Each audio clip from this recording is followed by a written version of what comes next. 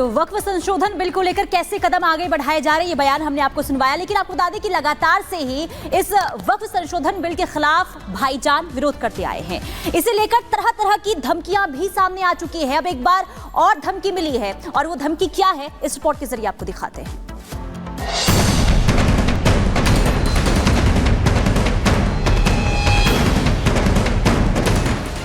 जब से वक्फ संशोधन बिल का मुद्दा उठा है, तब से ही भड़काऊ बयान की होड़ मच गई है। एक के बाद एक बयान वीर सामने आ रहे हैं। कोई लाउडस्पीकर के जरिए वक्फ बिल के कानून बनने से मस्जिद और मजारों के छीनने का डर दिखा रहे हैं, तो कोई मस्जिदों के QR कोड के जरिए बिल का विरोध कर रहा है। लेकिन अब एक और भड़काऊ भाईजान आ गए हैं, जो सीधे सीधे धमकी पर उतर आए हैं। कहा कि अगर जरूरत पड़ी तो देश का मुसलमान जेलों को इस तरीके से भर देगा कि उनको रखने की जगह नहीं मिलेगी, और जान देने की बात कर रहे हैं। यह हमारे लिए जिंदगी और मौत का मसला है, और हमें हर कीमत पर इसको रोकना चाहिए। हम इस कानून की मुखालफत में किसी की जान लेंगे तो नहीं, ये तो हमारे दीन ने मना किया, लेकिन जरूरत पड़ेगी तो हम अपनी जान देने से भी गुरेज नहीं करेंगे। वक्फ के जरिए मासूम लोगों की जमीन पर दावा करने के मामले बढ़ते जा रहे हैं, लेकिन बिल के खिलाफ मौलाना तरह तरह की धमकी दे रहे हैं। इस लिस्ट में all India Muslim personal law board के अध्यक्ष मौलाना खालिद सैफुल्लाह का भी नाम शुमार हो गया है। खुदा न खास्ता अगर ये पास हो गया तो ये मुसलमानों के लिए हद दर्जा खतरनाक है।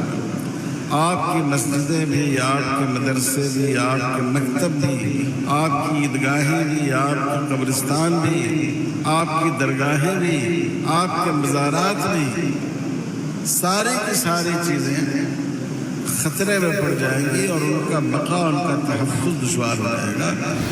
ऐसे में इस भड़काऊ बयान का विरोध तो होना ही था। साध्वी प्रज्ञा ने मौलाना को जोरदार जवाब दिया है। ये मौलाना हिंदुस्तान में गृह युद्ध कराना चाहते, जेलों में भरने का मतलब क्या है? और कहीं कहीं तो मैंने कई बार देखा है,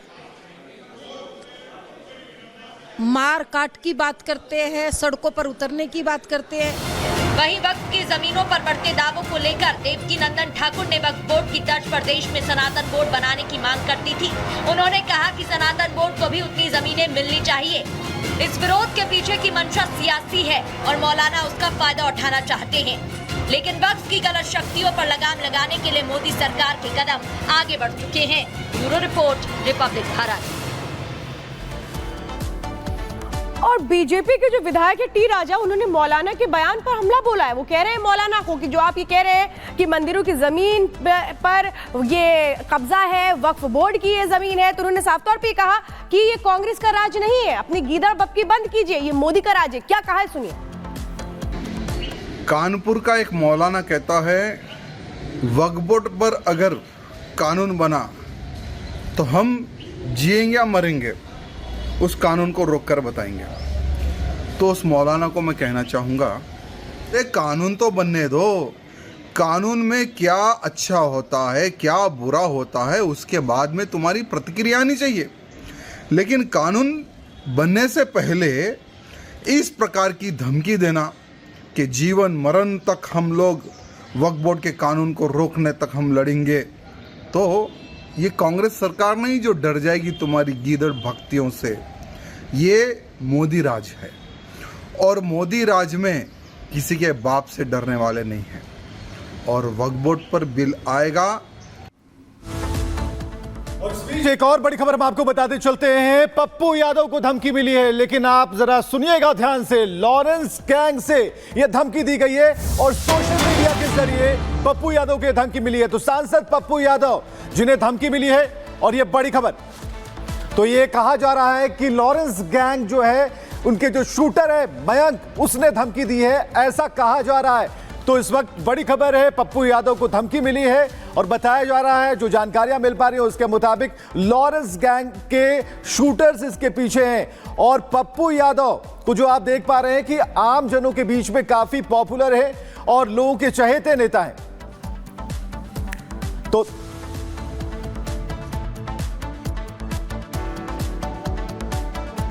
और सुन बात ध्यान से, भाई करवा के जेल का कॉन्फ्रेंस तुझे कॉल करवाई थी कॉन्फ्रेंस पे और तूने फोन ना उठाया। ठीक, ये था। एक तो तेरा हो गया निवास, और अब गिनती चालू कर दे। एक हाउस पार्क दऊपल्ली, ठीक। दूसरा हाउसिंग सोसाइटी अनंतपुर। तीसरा अपार्टमेंट बिल्डिंग गुरदास मुथैया। चौथा पटना जिस घर में नजरबंद था तुम, वो भी। और छठा जन अधिकार लोक सेवा पार्टी ऑफिस। सातवां तो ये राइडिंग रोड अरण्य भवन के पास। और नौवां हो गया तेरा आरव गुप्ता जनरल स्टोर के पास जो है तू, हैं, हाउसिंग कॉम्प्लेक्स जो है। और नौवां हो गया तेरा ये भरतांडा परमपुर परमानपुर 852-137 पिन कोड। और फिर हो गया तेरा पूर्णिया कॉन्स्टिट्यूएंसी में अब कहाँ घूमेगा? 72 परमानपुर भटांदा। तो ये प्यार से समझाया थे कि भाई से यहाँ से बात कर ले, हैं। भाई ने जेल के वो जैमर बंद करवा के तुझे फोन कर रहा है और तूने फोन ना उठाया, हैं। अब फिर तेरी वही हरकत हो गई, हैं। अच्छी वाली सलाह हो रही थी, उसके बावजूद नहीं अगर खत्म हो रही। एक वो गलती दे रही हैं, ऊपर से दिखा रहे कि भाई मैं गलती कोई नहीं, हैं। हम बड़ा भाई समझ के तुझे बड़ा भाई बनाया, हैं। ऊपर से तूने भाई के फोन ना उठाया, हैं। जेल का जामर 10 मिनट बंद कराने के तुझे पता मिनट के लाख रुपए लग रहे हैं। मजाक समझा खत्म नहीं तो, कि क्या जवाब दूं मैं कि बड़ा भाई बना लिया मैंने और बड़े भाई ने ये सलाह दी है।